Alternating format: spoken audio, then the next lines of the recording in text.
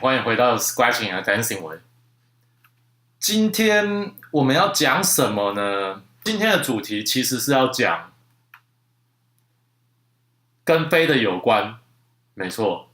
但是并不是说什么 Scratch 动作要搭配什么样的飞的控制，而是我今天要讨论的是，我应该要选择右边 Scratch 呢，还是左边 Scratch 呢？还是我两边都练嘞？好，那我今天就是要来跟大家讨论这件事情。其实选左边选右边，这个是因人而异，因为大家应该知道，其实并不是每个人都是右撇子。就像以我们亚洲人来说的话，可能右撇子居多，因为我们都是用右手来拿筷子嘛。但是对于外国人来说的话，他们不一定，他们其实很多人是左撇子。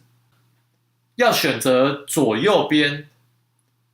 第一个因素当然是要看你是左撇子还是右撇子。那再来就是说的话，你想要发展成什么样的 DJ？ 因为其实 Scratch 有分几种不同的类型哦。你希望你对于你的 record control 比较好，还是你要对你的 fader control 比较好？这是什么意思呢？那我接下来跟你们解释一下哈。首先，我先解释第一个步骤，你要知道你自己是左撇子还是右撇子。那像以我来说的话，我是右撇子，我都是用右手拿筷子，用右手打球。那以力量来说的话，我也是右手比较有力，左手比较没那么有力。那么以我状况来说的话，我在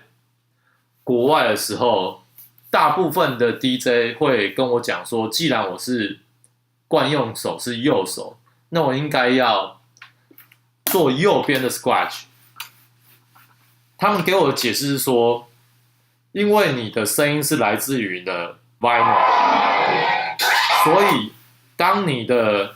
控制 record 控制唱片的能力比较好的话，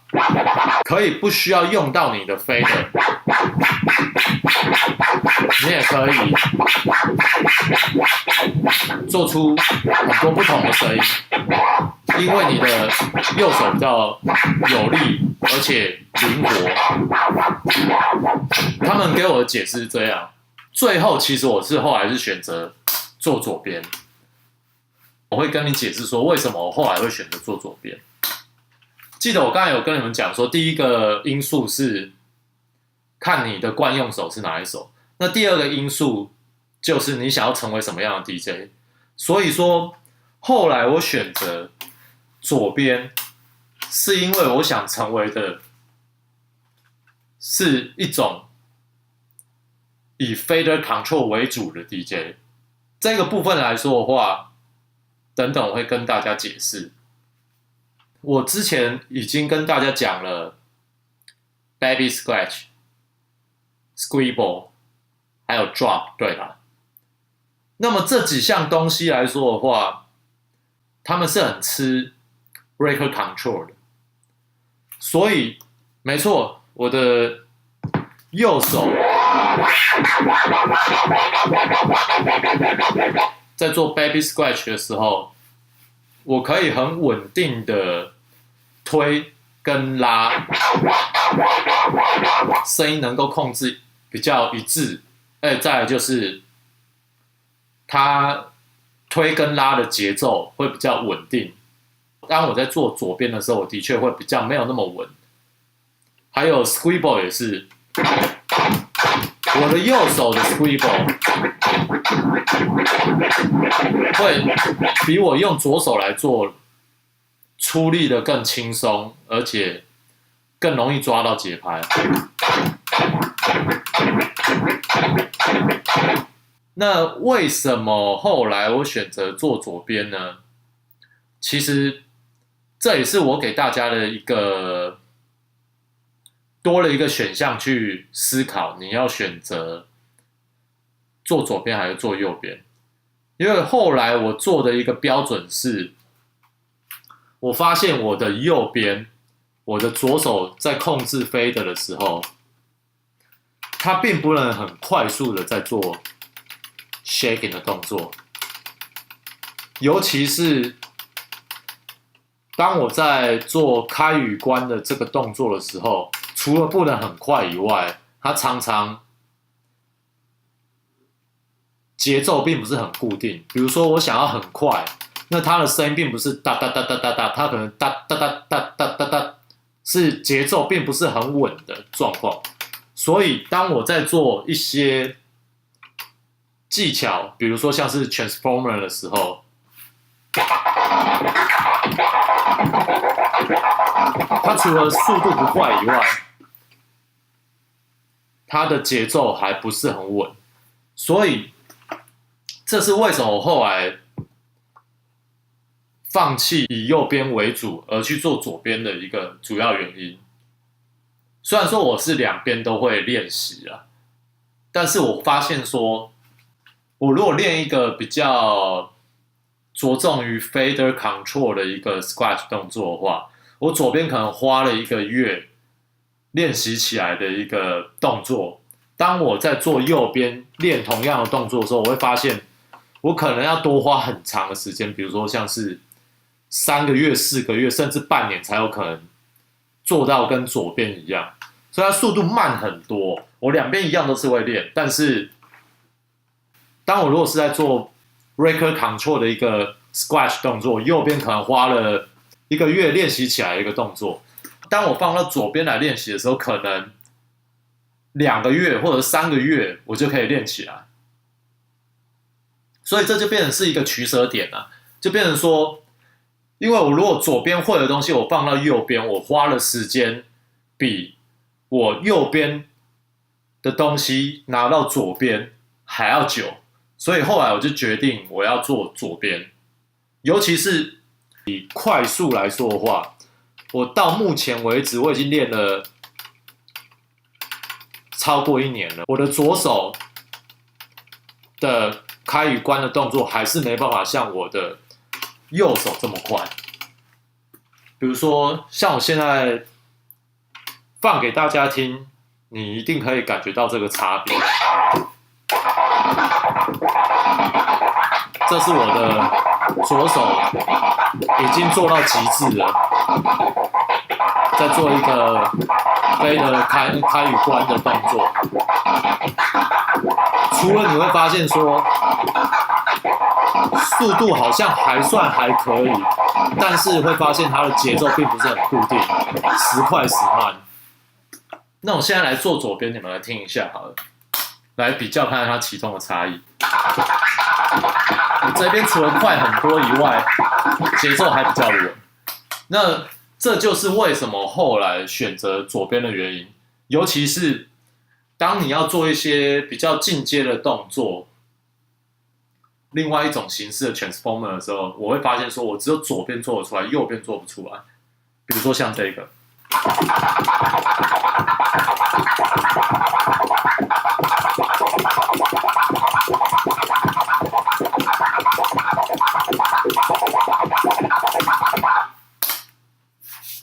OK， 除了你看你的左右手能够控制fader的速度到什么样的程度以外，你也要确认说你的持久度。比如说像我的左手在做这个快速 shaking 的时候，第一，除了我所说的速度不快以外，第二，它的节奏不稳定，第三，就是当我出到非常大的力量，想要让它持续非常久的一直在 shaking 的话，我会发现说我撑不到几十秒，大概算一算差不多20秒、30秒就非常非常的累，而且我会觉得说节奏越来越偏，越来越偏。可是当我在用我的右手来 shaking 的时候，我除了快、节奏稳定以外，我可以这样一直持续的 shaking， 绝对是1-2分钟没问题。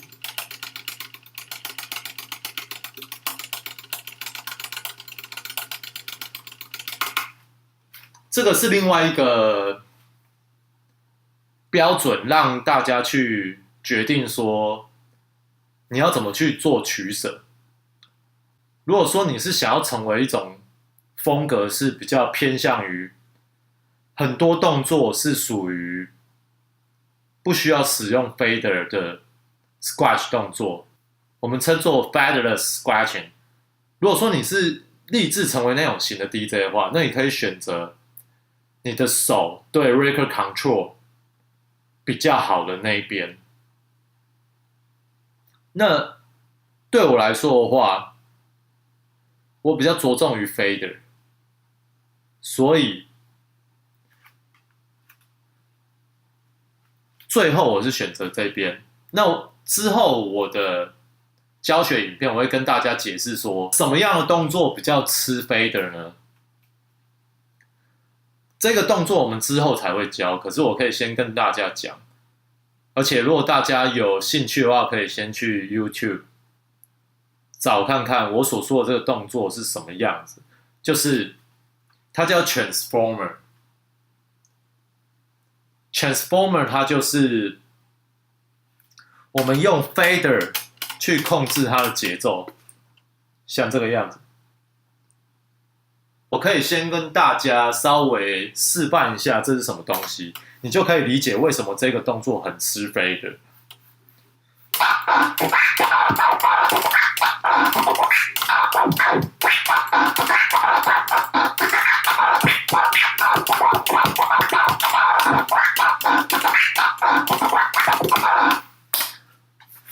就是因为它其实是靠着你的 fader 去做出一个节奏快慢的一个动作，所以后来我会选择比较做 transformer 这一边。什么样的 scratch 动作比较吃 breaker control 呢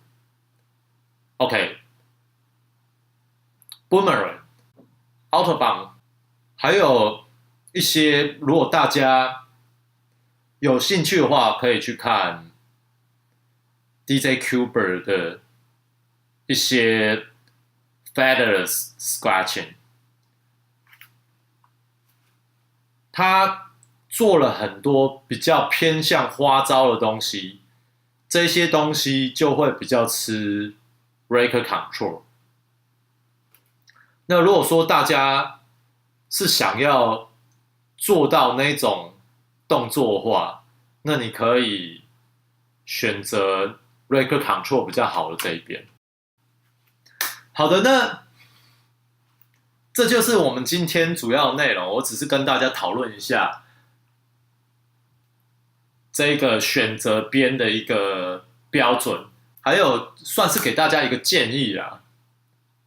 让大家选择边的时候比较有一个基准在。从下一集开始的动作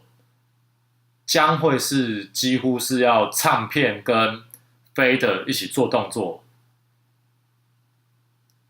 而我也会跟大家讲一些比较容易去理解的方式，让大家知道说该怎么去做这一个动作。